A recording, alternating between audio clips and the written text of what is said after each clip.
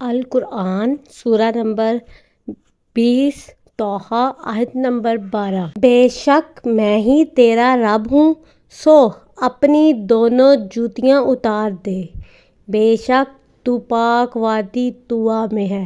تفسیر: غالباً اسی سے یہودیوں نے یہ مسئلہ بنا لیا ہے کہ جوتا پہن کر نماز پڑھنا جائز نہیں۔ رسول اللہ صلی اللہ علیہ وآلہ وسلم نے یہ غلط فہمی دور کرنے کے لیے فرمایا، یہودیوں کے خلاف عمل کرو، کیونکہ وہ اپنے جوتوں اور موضوع میں نماز نہیں پڑھتے۔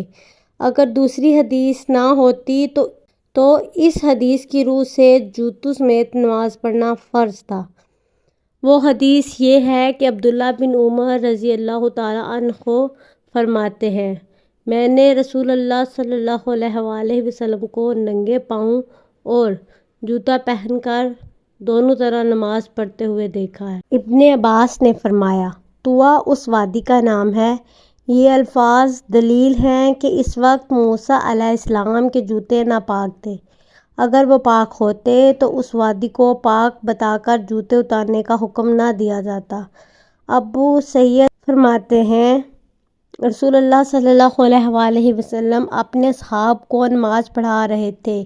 دوران نماز آپ نے اپنے جوتے اتارے اور اپنی بائیں طرف رکھ دیے۔ جب لوگوں نے یہ دیکھا تو انہوں نے بھی اپنے جوتے اتار دیے۔ جب آپ نے اپنی نماز پوری کی تو فرمایا، تمہارے جوتے اتارنے کا باعث کیا ہوا؟ انہوں نے کہا، ہم نے آپ کو دیکھا کہ آپ نے جوتے اتارے تو ہم نے بھی اتار دیے۔ رسول اللہ صلی اللہ علیہ وآلہ وسلم نے فرمایا، میرے پاس جبریل آئے اور انہوں نے مجھے بتایا کہ ان میں گندگی لگی ہے۔ پھر آپ صلی اللہ علیہ وآلہ وسلم نے فرمایا، جب تم میں سے کوئی مسجد کو آئے تو دیکھ لے، پھر اگر اپنے جوتوں میں کوئی گندگی دیکھے تو اس سے مل کر صاف کر لے اور انہیں پہن کر نماز پڑھ لے۔ یہ حدیث دلیل ہے کہ موسیٰ علیہ السلام کو جوتے اتارنے کے حکم کی وجہ وادی کا پاک ہونا ہے اور جوتوں کا ناپاک ہونا تھا۔ یہ وجہ نہ تھی کہ کسی مقدس جگہ میں جوتے پہن کر جانا منع ہے، کیونکہ یہ تو سب جانتے ہیں کہ مسجد پاک ترین جگہ ہے اور اسے پاک رکھنے کا حکم بھی ہے۔ دیکھیں سورہ بقرہ اور سورہ حج۔ اور حضرت عائشہ رضی اللہ تعالیٰ عنہا سے روایت ہے، رسول اللہ صلی اللہ علیہ وآلہ وسلم نے محلوں میں مسجدیں بنانے کا حکم دیا اور حکم دیا کہ انہیں صاف ستھرا رکھا جائے اور خوشبودار بنایا جائے۔ جوتے پاک ہوں تو مسجد میں جا سکتے ہیں تو کسی اور جگہ کیوں نہیں جا سکتے؟ بعض روایات میں ہے کہ موسیٰ علیہ السلام کے جوتے مردار گدھے کے چمڑے کے تھے، اس لیے انہیں اتارنے کا حکم ہوا، مگر یہ روایات پایہ ثبوت کو نہیں پہنچتی۔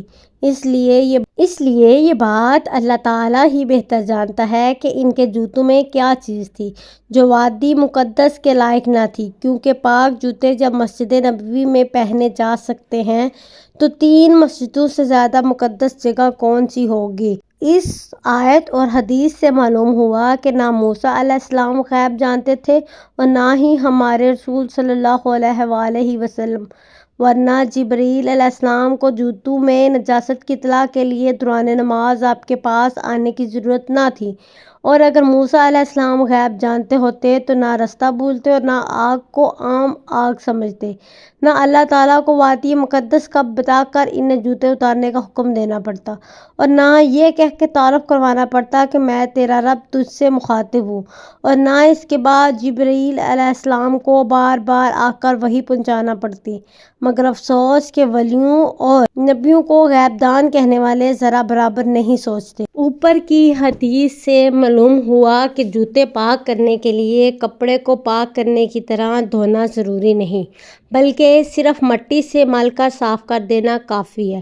علاوہ وہ اعضاء، یہ حدیث ہر اس بہانے کا جواب ہے جو جوتوں سمیت نماز سے روکتے ہیں، مثلاً یہ کہ یہ سفر کے لیے یا کسی میدان وغیرہ میں نماز کے لیے، مسجد کے لیے نہیں، یا یہ کہ جوتا نیا ہو تو جائز ہے۔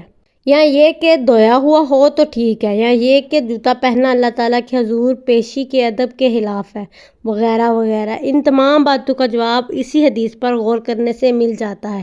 جیسا کہ اوپر گزرا، جوتوں سمیت نماز پڑھنا فرض نہیں، مستحب ہے۔ اسی لیے اگر لاعلم لوگوں کے فتنے میں پڑنے کا خوف ہو تو جوتوں سمیت نماز پڑھنے سے پہلے انہیں اچھی طرح سمجھنا لازم ہے، ایسا نہ ہو کہ وہ متنفر ہو کر نماز پڑھنا ہی چھوڑ دیں۔